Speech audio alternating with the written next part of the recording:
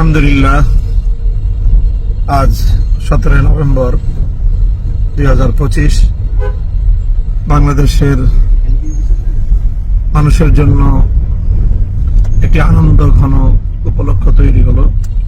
ইতিহাসের একটি অনন্য দৃষ্টান্ত স্থাপিত হলো বাংলাদেশের বিচার বিভাগে। বিগত 2024 সালের জুলাই বিপ্লবের সময় নিরীহ ছাত্র জনতা সহ দেশপ্রেমিক নিরপরাধ মানুষের উপর নির্বিচারে হত্যাযজ্ঞ পরিচালনার দায়ে ইতিহাসের বর্বরতম ঘৃণ্যতম নরঘাতক স্বৈরাচারী শেখ হাসিনাকে মৃত্যুদণ্ডের ঐতিহাসিক রায় প্রদান করেছে আন্তর্জাতিক অপরাধ ট্রাইব্যুনাল।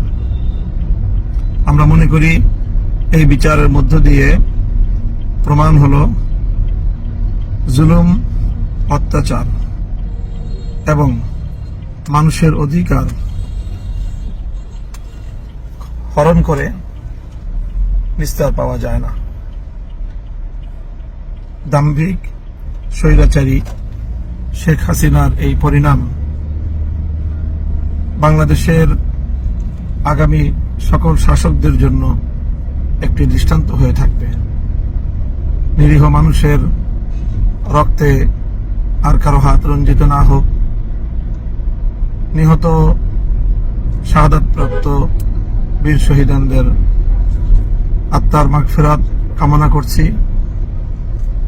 সেই সাথে যারা আপনজন হারিয়েছেন, আজকের ঐতিহাসিক রায়ের মধ্য দিয়ে তাদের অন্তর কিছুটা প্রশান্তি লাভ করবে, সান্ত্বনা পাবে। যারা জীবনের তরে পঙ্গুত্ব বরণ করেছেন, তারা একটি সান্ত্বনা নিয়ে জীবনের অবশিষ্ট সময়টুকু অতিবাহিত করতে পারবে।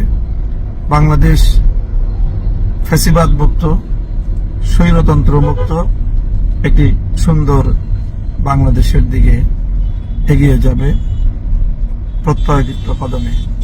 সেই প্রত্যাশা ব্যক্ত করছি আমরা।